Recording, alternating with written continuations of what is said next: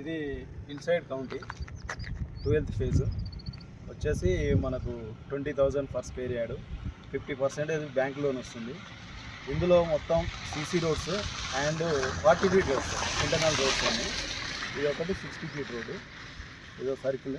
ఇక్కడ ఒకటి మనకు హనుమాన్ స్టాచ్యూ వస్తుంది, ఒక 50 ఫీట్స్ హైట్స్లో చిన్న టెంపుల్ మాదిరిగా. ఇక్కడ ఒక క్లబ్ హౌస్ వస్తుంది, ఇన్సైడ్ కౌంటీకి మాత్రమే ఈ క్లబ్ హౌస్.